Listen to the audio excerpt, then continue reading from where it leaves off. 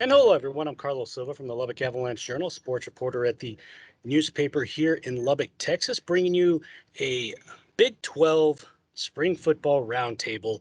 And with that, we've got a lot of special guests, including my buddy Don Williams here at the Lubbock Avalanche-Journal, who's covered the Red Raiders as long as I've been alive. We like to joke about that. But then we've also got some beat writers that have been covering their teams for a couple years or so. We've got Brian Davis from the Austin American-Statesman, Scott Wright from the Oklahoman, along with Ryan Aber of the Oklahoman. Welcome, fellas. Appreciate y'all being here. Thanks, Carlos. Yeah, appreciate it. What's up? Yeah. Well, hopefully we'll get some good videos, some good questions here. I think the biggest questions that we'll ask are kind of what are the biggest storylines coming out of each of your all's specific spring football. I know there's a lot of big deals. I know Baylor announcing their starting quarterback turned into a little bit of a kerfluffle, depending on who you look at or who you talk to, because the next day the transfer portal was utilized by their backup starting quarterback. And I don't know, again, depending on who you look at, maybe that was a good move by Dave Aranda because maybe he's doing good by his kid by allowing him to go to the transfer portal and transfer out. But certainly I think just the transfer portal along with NIL, which we'll discuss a little bit later, have been huge issues at the college football, college men's basketball, and then, of course, all the other sports in the NCAA. But first and foremost, we'll start with you, Brian, just because it seems like there's been some stuff going on at Texas with Steve Sarkisian going into his second season. What's been the biggest storyline coming out of the Longhorns camp? Well, obviously, the big thing here is all the newcomers, including, 33 new players, a whole big roster turnover. But a lot of fans are focused on some of the big names. Obviously, Quinn Ewers, the quarterback from South Lake Carroll and Ohio State, is now in Burnt Orange, a place where everybody thought he was going to be all along. He committed to Texas coming out of high school at Carroll, backed out of that commitment when 2020 happened and Tom Herman was on the rocks. But now he's back, and a lot of people think he's going to be named the starter. But not just with him. Isaiah Nayor, transfer from Wyoming. Jaleel Billingsley, a transfer from Alabama. It's probably going to be your starting tight end for the Beavos. And so a lot of good weapons that have been acquired offensively. Me personally, I'm in the camp of where are the linemen, right? There's going to be 7 new offensive linemen brought in all total, and they need them to play. They need them to play well and play early and often, because that was a big problem they had last year. Couldn't protect the quarterback, and they couldn't sack the opposing team's quarterback.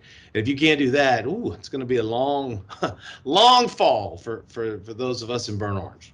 In terms of that, I know that seemed to be a problem last year, and we'll switch to Don Williams just because it seems something to be a little bit of an issue last year, Don, when you look at the offensive line that Texas Tech was able to kind of piece together last year with Matt Wells getting let go almost halfway through the season with the winning record. Now we've got Joey McGuire going into his first year, a lot of momentum on the recruiting ranks. I know everyone keeps talking about being number one in the recruiting ranks, at least recently. Certainly that can change with things happening. But I guess just from your perspective, Don, what have you seen from Texas Tech, and what's the biggest storyline? Minus, obviously, is Tyler Shuck going to be the starting quarterback? I think Tyler Shuck will probably be the starting quarterback. Joey McGuire's not said that yet. He said early in the spring they wanted to name a starting quarterback late in the spring and wouldn't be opposed to it, and he wasn't scared of anybody transferring. With that said, though, he has not named one to date. I think it'll be Shuck. A couple of, I think, storylines from Texas Tech, kind of like Brian was saying. I think the big thing here is for Tech in particular is who's your offensive line going to be, because they lost 3 starters and they imported about 4 or 5 transfers, including some guys who are starting left tackles at their place.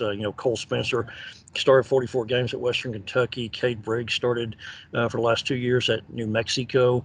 But those guys are both left tackles for their teams, and Tech wants them to play different positions. Now, the problem with that, though, was Cole Spencer had an off-season surgery, and Cade Briggs was hurt this spring, and neither one of those guys were on the field. And so there's 2 guys that you expect to be starters, but neither one of them got to actually practice with you in the spring. So that's going to make things interesting come August. Will they actually have the time to jump into those roles that quickly?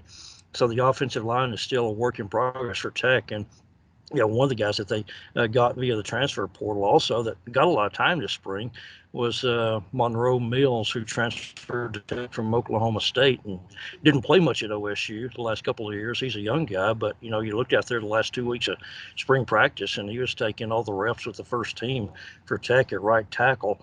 You also touched on one other thing, Carlos. Off the field, I think the real big storyline for Texas Tech this spring is just what they're doing in recruiting. They have 20 commitments already, and when they got their 20th the other day, the next most in the FBS was 11. There's like 2 or 3 schools that had 11, one or two that had 10. I mean, Tech literally was in there. Tech literally had twice as many commitments as just about every other school in the country. So, is that a good thing or a bad thing, or are they making judgments too quickly? Don't know, but it's a very different way of doing business for the Red Raiders. Well, going from the offensive line to the guy that kind of throws the football, we'll switch to you, Ryan. I know that's really the big thing that's going on over there in Oklahoma with Spencer Rattler heading to the West Coast to take his talents out there. I guess what's the quarterback situation there, and I guess what are some of the storylines that have kind of followed the Sooners camp? Well, Spencer Rattler heading to the East Coast. Caleb Williams. Pardon me, you're right. Thank you. Again, always USC. getting corrected. Spencer Rattler at South Carolina with Shane Beamer. But yeah, the quarterback turnover, not going to say you've got to start there because there's all kinds of stuff going on with this program. But Dylan Gabriel coming in to replace Caleb Williams / Spencer Rattler, it went about as well as OU could have hoped, given where they were in early December after Brent Venables left, and really after the bowl game when Caleb Williams decided to go. Lincoln Riley left, not Brent Venables. He's still very much still a Norman. But they get a quarterback in Dylan Gabriel, who is very familiar with Jeff Lebby's offense, having run it at UCF his first couple of years down there, familiar with the tempo of it, familiar with everything that Jeff Lebby likes to do. And I think it worked out about as well as they could have hoped. The question mark is behind those guys, or behind Dylan Gabriel, what they do, because in losing Spencer Rattler, with the other moves that they've made there, they have no experience at backup. They have Ralph Rucker, a walk-on who was a freshman last year, through I believe 4 passes all in one game against Western Carolina, but that's about it.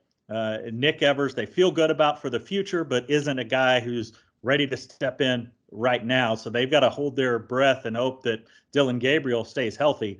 But outside of that, just a ton of storylines with this program, with the transition from Lincoln Riley to Brent Venables, everything that's happened there. But the biggest thing to me is just the energy in this fan base. And we saw it with 75,000 plus in the spring game. Brent Venables really wanted that place to be packed. It was just incredible to see that crowd, which was about a 50% upgrade over their previous biggest spring game crowd. And it's just surprising given how low things were in late November when Lincoln Riley decided to leave, and how sort of woe is us, the Sooners fan base was sounding then, to see the turnaround just in the last few months, thanks to Brent Venables and everybody that he's added to that staff. Obviously, going with quarterbacks, we were talking there. I got the wrong USC, so I apologize there, Ryan. But going to you, Scott, Oklahoma State, that being OSU, has a pretty decent quarterback. It's just, can you not make mistakes this year? And I think what would be the biggest storyline, minus not having Spencer Sanders return, a very experienced quarterback and on a team that went pretty far last year? Yeah, it was kind of the process was fairly normal for Oklahoma State at quarterback, with Sanders going into his 4th year. Obviously there's a little bit of competition to figure out who might be his backup next year. They don't have anybody else with any real experience at the college level. They've got Gunnar Gundy, a walk-on who is Mike's son, obviously, and then Garrett Rangel, their big recruit out of the last class. But other than those 2 guys, they don't really have anybody else on the roster who's ready to step in and be a backup quarterback. And Spencer Sanders has proven, he's not the most durable guy. He's missed at least 1 start every year of his career to this point. So, that was one of the storylines. Not the biggest. The biggest was obviously Derek Mason, the new defensive coordinator, stepping in for Jim Knowles. Obviously, Knowles had a ton of success over his 4 years in Stillwater, and really built that defense into one of the best in the country, behind just short of a couple other teams out there that were really good last year. So, really important to see how that defense was going to adapt to Mason, how things were going to blend. One of the things that I think was important in making that work was that Mike Gundy decided that they were going to bring in somebody who was familiar with the type of system they had been running under Knowles, and would be able to step in and do very similar things, keep the terminology the same, rather than the defensive coordinator teaching the whole team new language. It was the coordinator learning the language that the team had been speaking for 4 years. So that helped make the transition a lot more seamless, and things seemed to go really smooth. Even though there are some spots like linebacker where Oklahoma State graduated both guys. Both guys were just drafted, Malcolm Rodriguez and Devin Harper, just last weekend. So they've got to replace two really big pieces at linebacker. They've got four guys from the secondary who are gone. They don't have a lot of experience left back there. So those are some things where they were really working to build up some time for some guys and get them comfortable in the defense so that they're ready to go when fall rolls around. The defensive adjustments seemed to go really smooth throughout the spring, and by the end of the spring, the real storyline had become what a couple other guys have already talked about with their teams: offensive linemen. Oklahoma State came into spring with three of their four returning starters injured because of offseason surgeries. They had another guy get hurt during spring ball. So by the end of spring ball, they didn't even have enough linemen to have a traditional spring game. They went with just a showcase practice type of event for their final practice of the spring, to give the fans something to do and come out and see the team, see some of the new guys. But they didn't have enough linemen to even play a regular game, to suit up five on each side. So they've got guys coming back from injuries they're going to be able to contribute in the fall. They've got guys coming in off the transfer portal. Two new players will be coming in this summer, and they've got a couple of guys that they're excited about their progress. But they still have to really build that depth and gain some experience on the offensive line, because you've seen at times, particularly if you go back to the Big 12 championship game against Baylor, where Oklahoma State had a tough time defending that Baylor defensive front, and Spencer Sanders ends up throwing 4 interceptions. So that he had one of his most consistent seasons of his career up until that point, and then really had a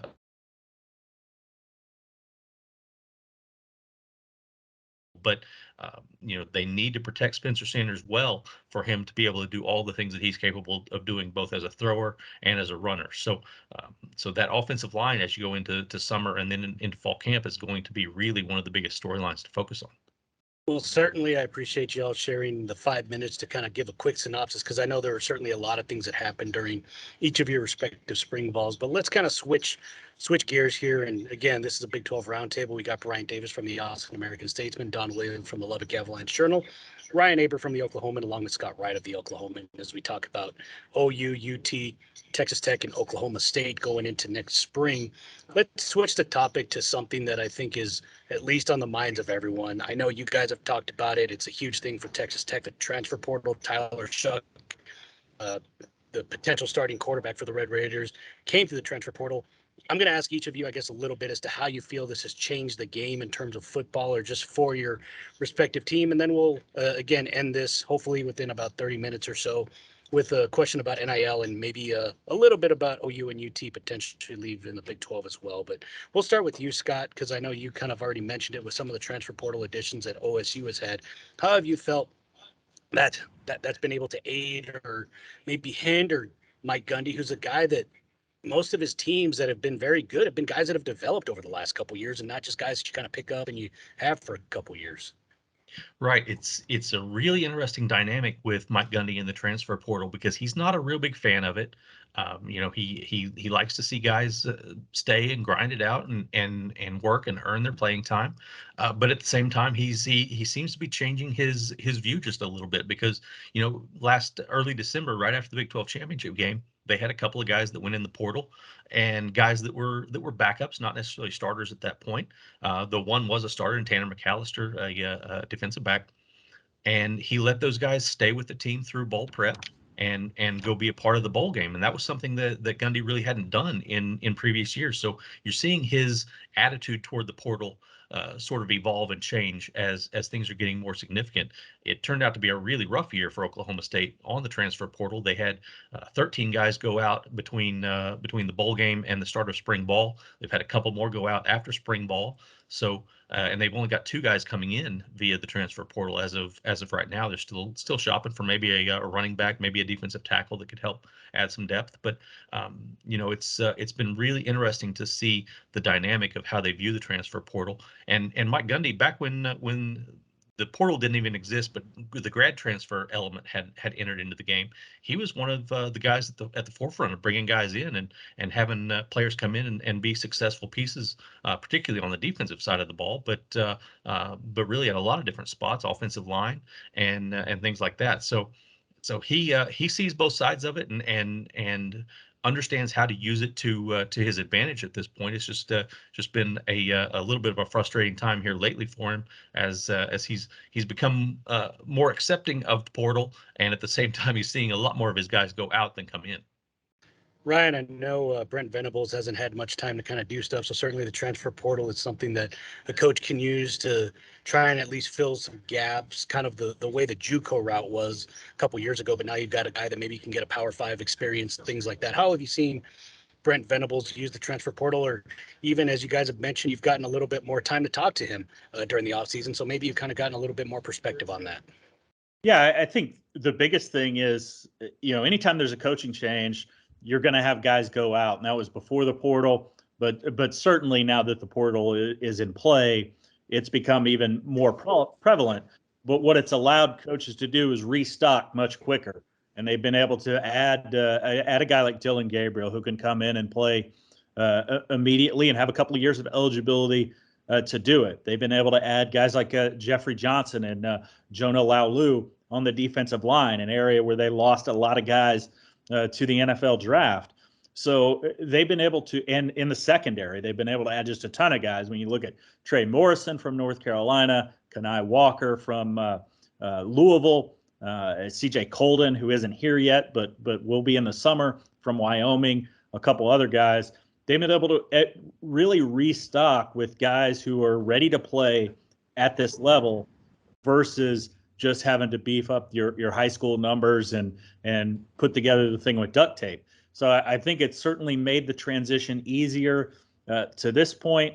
Now it also has made it easier for guys to leave. Yeah. Got Caleb Williams, Austin Stogner, Spencer Rattler probably would have been gone regardless, but it certainly has made for a big time amount of turnover for this program. But I think it's been much more positive than negative when you look at the way things have played out as a whole.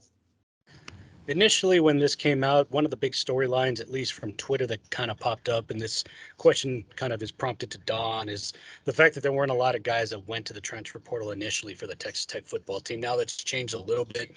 Had a couple of names go into the transfer portal. Don, how have you seen it help or hinder Joey McGuire, who it seems is really reinvigorated the recruiting cycle for Texas Tech, as you alluded to? But not only that, but they've been able to fill some holes specifically on the defensive line and offensive line. Well, Tech has been a real big player in the transfer portal for the last few years, because when Matt Wells came in, he felt like there was pressure to win immediately, and he didn't feel like he inherited guys on the roster that enabled him to do that. And so he was a very big player in the transfer portal, and really had a lot of success with it, because he had guys who walked in and were starters and were key backups. There's been a little bit of different philosophy change, because whereas Matt was taking guys from coast to coast, Joey McGuire still plays in the transfer portal, but he said specifically on the day his hiring was announced that he wanted guys who played Texas high school football who are looking to come back to Texas. And then you saw that immediately. A couple of prominent examples. The guys that he has brought back are, Brady Boyd, who was Quinn Ewers, star receiver at South Lake Carroll. He came back from Minnesota, was here this spring. Jacob Rodriguez, who is a star quarterback at Wichita Falls Rider. He played as a true freshman every game last year at Virginia. They brought him back close to home. Now he's could be a starting linebacker at some point. He's definitely going to be in the 2 deep. And so that combination is, I was just kind of running down the roster and jotting names down while the other guys were talking.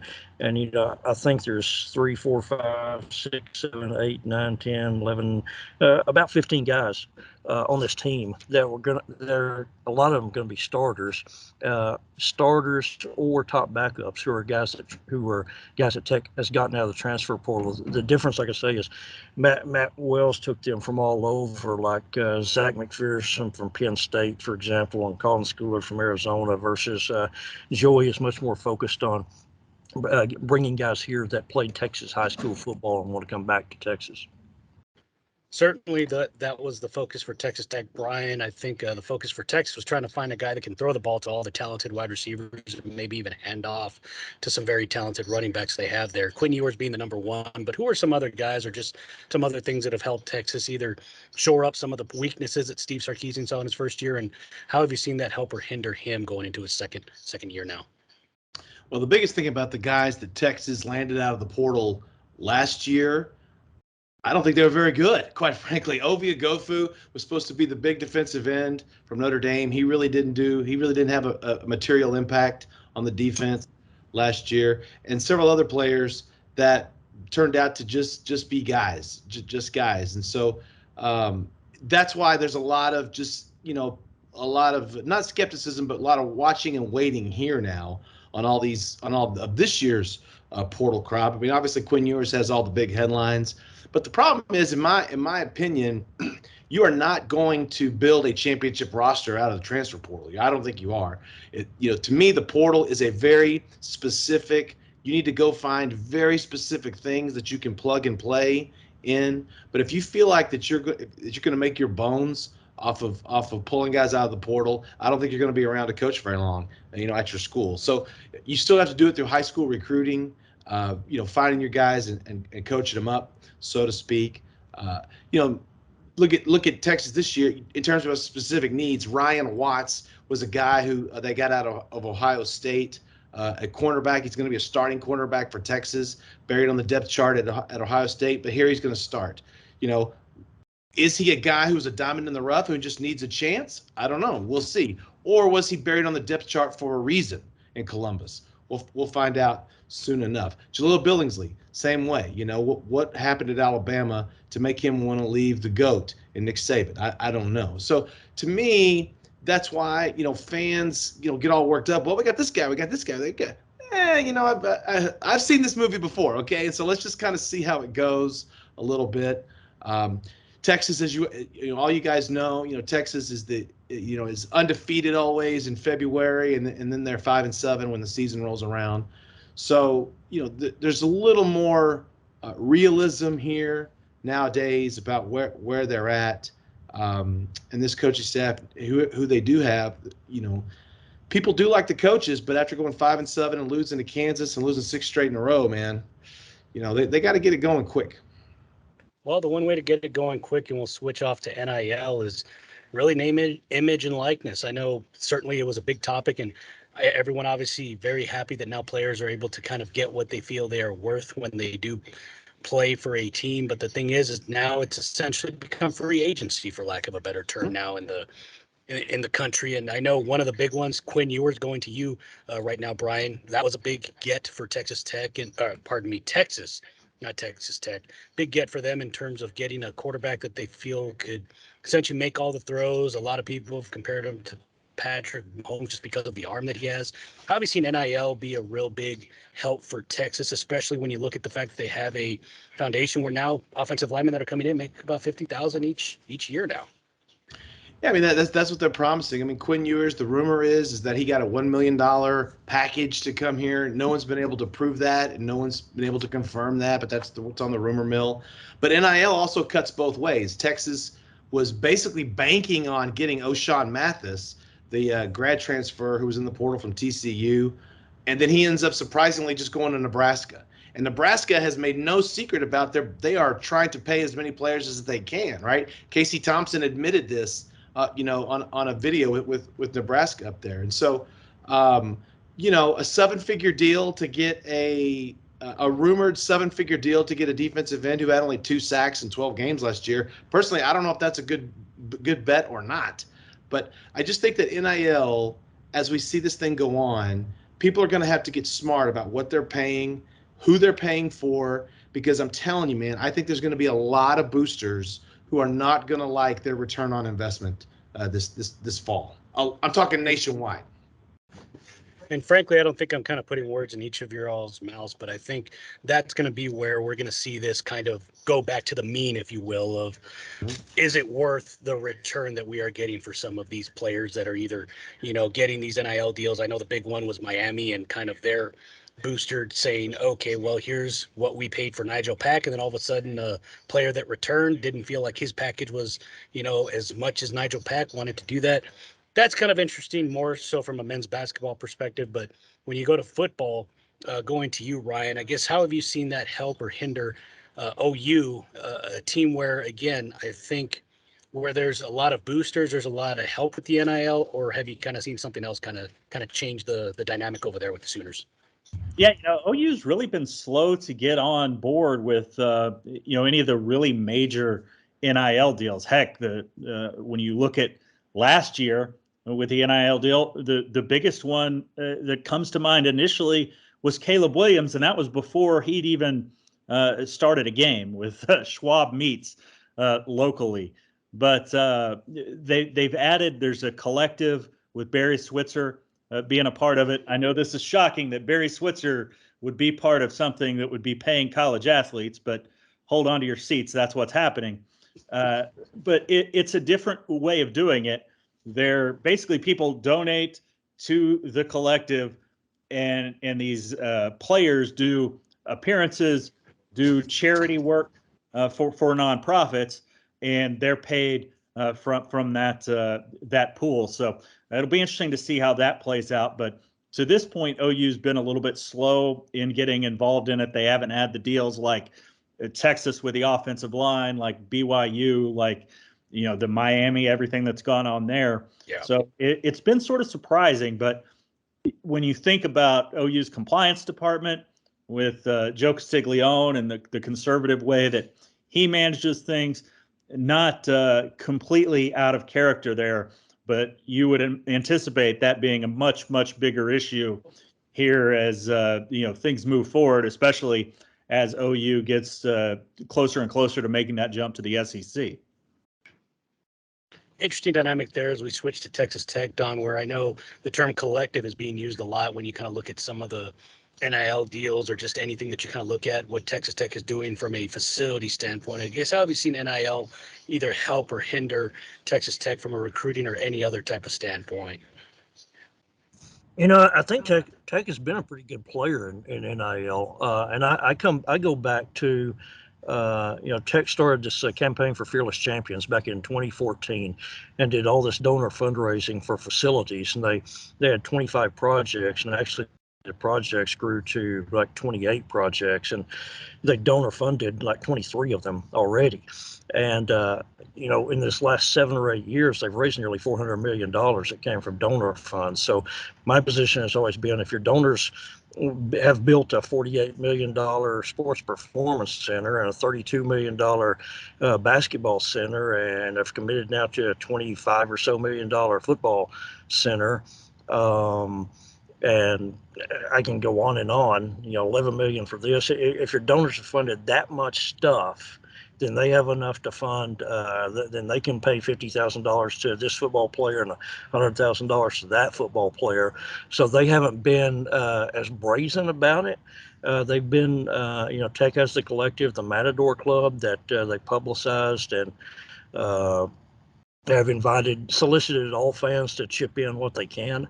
And I think you saw it kind of pay off last week, because Kevin O'Banner, there's been a lot of coming and going on the Texas Tech basketball roster, and Kevin O'Banner said on a radio interview last week that NIL opportunities helped him, swayed him to stay at Tech for another season. So I think Tech is a little bit of a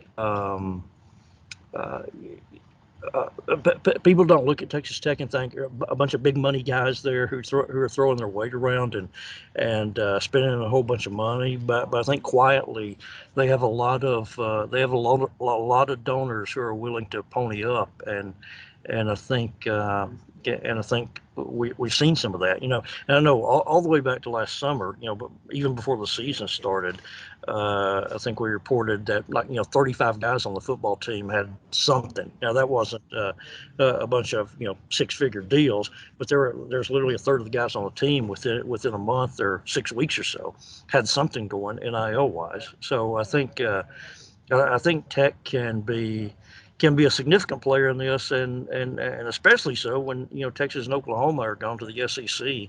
Tech can maybe kind of be one of the big dogs in the new Big 12. It's interesting you say that. We'll transfer to that before I kind of let Scott talk a little bit. But you brought up something that's kind of interesting to me, and I'll let you kind of answer it a little bit. And if anyone else wants to chime in, we'll kind of let you all do that. But do you feel like this facilities race is now gone, and now it's really the NIL race, Scott, with now things kind of going to where who can give me the best deal? It's not necessarily, okay, you have the great facility, but I think now it's just players looking for somewhere where they can feel like they're compensated, because I think as of right now, Tech might be in a good position because all of their stuff is getting built pretty close to when all this started. And of course, Oklahoma football and I believe their men's basketball team has started doing some renovations and things on their facilities. But I think now, I don't know if you feel this way, but do you feel it's more of a NIL race more than a facilities race?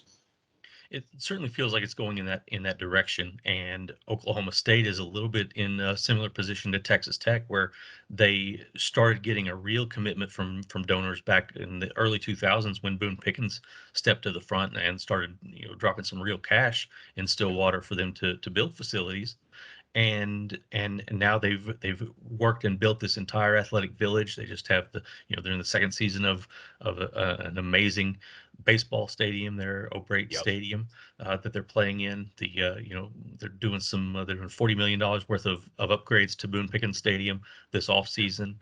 That's mostly fan related type stuff. So you're seeing them be at a really good point facilities wise, where now some of this money that's coming in is going to be able to be funneled in a different direction and go towards some NIL stuff.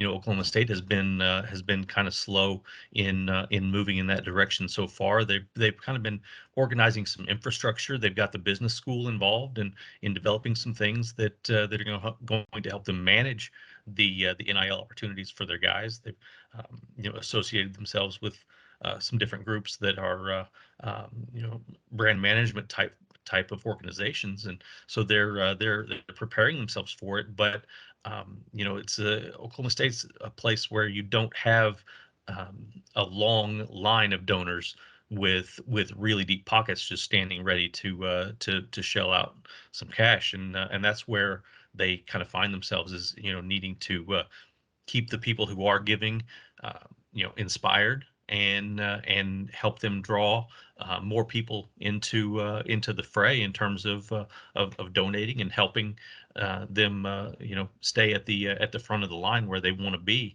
particularly going into the new Big 12, like Don was talking about. They want to be at the front of the line when Oklahoma and Texas are gone, and it's going to take money to get there and stay there. Scott Wright with that segue. So we'll switch to you, Brian. If you want to continue that conversation about the facilities race, maybe NIL race, but I think just to have the final prompt here for this Big 12 discussion and roundtable, do you feel it's been a facilities race to an NIL race? And then with the final prompt, have you seen anything different in terms of Texas football or just athletics overall now, with kind of like Scott and Don just alluded to, UT and OU are eventually not going to be part of the Big 12, and potentially if things go right, you may have some extra teams added in the next season or so. Yeah, no doubt. I think what Scott said is absolutely right in terms of, if I am Tech and OSU, I should be doing everything to position myself to be the top two guys when Texas and OU leave. Because to me, those are the two natural teams that should elevate and step up and to fill that void. Texas, a lot of Texas fans here are obviously, everyone's looking forward to the SEC, like hurry up and get here type of deal. But there's also some realism too. It's like, I don't know if we're ready, dog. I don't know if we're ready to go to the SEC just yet, right? And Oklahoma might be in the same boat, just having a coaching transition. Hey, like everybody's kind of relieved probably. If I'm a Texas or OU fan, I'm probably a little bit relieved that, hey, it's not this year that you're going into the new league with coming off of 5-7 and then with a coaching transition. So, but that said, with NIL and all this as it relates going forward, you should be, if I'm a fan, you should be funneling your money into NIL because the facilities will come later, right? Worry about winning the games because if you win the games, everything else falls in line, right? Texas is in a situation where they just finished the $175 million South End Zone expansion. They got a free arena from Oakview Group. That's $380 million. And that's a big, long side story, but the new basketball arena is now open. So from a facility standpoint, Texas is fine. They really just need to start beefing up the recruiting. And to me, that's where I think Sark really gets it. More offensive linemen, more defensive linemen, because that's how you win in the SEC. We saw last year they went to Arkansas and they got boat raced in Fayetteville. Boat raced by a mediocre SEC team. Let's be honest. I mean, Arkansas had a good year, but they were still kind of, they weren't Alabama or Georgia last year. So, go get you some good players. Focus on the winning, and everything else will take care of itself. Ryan, I guess, do you kind of feel the same way? I know Oklahoma just finished some stuff in terms of getting their football facilities up to par. Do you kind of feel like it's the same? Is it a facilities race? Is it NIL? And I guess just in terms of OU making that transition to the SEC, how do you feel things are kind of going from either a football or just overall perspective? Yeah, I think that, as both those guys said, yeah, it's more leaning in the direction of the NIL side of things. But I think keeping up your facilities and, especially as other programs continue to build bigger and better and more impressive, that's still going to be something that high-level programs are going to be able to need to do.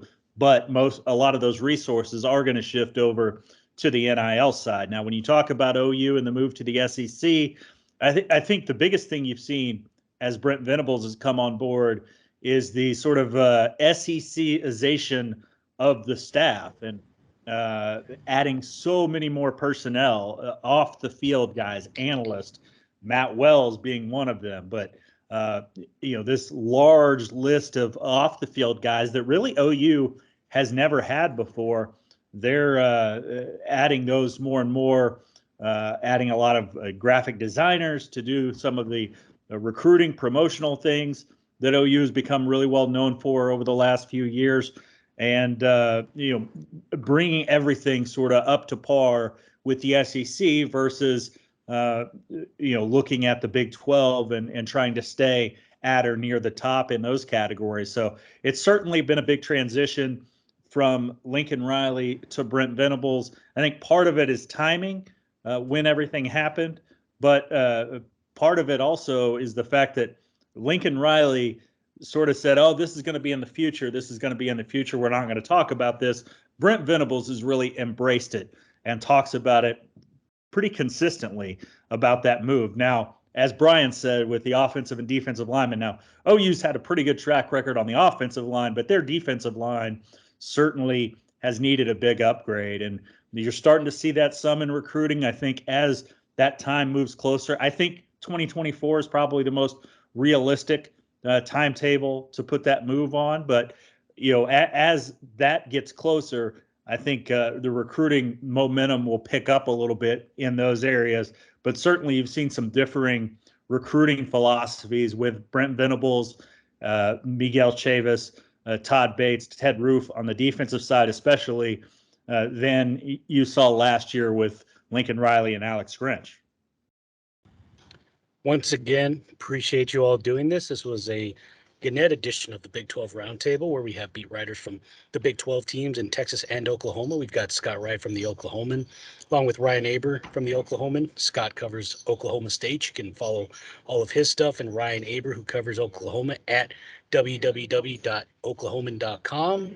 Brian Davis covering the Beavos, or as other people like to call them, the Texas Longhorns, at statesman.com. And of course, Don Williams and myself, we cover the Texas Tech Red Raiders at LubbockOnline.com. Appreciate you all taking the time out. Hopefully you all enjoy this discussion. We'll have a little bit more going into the fall season. Up until then, don't forget to follow us on Twitter and then, of course, on our all respective websites. Appreciate you listening. We'll talk to you next time.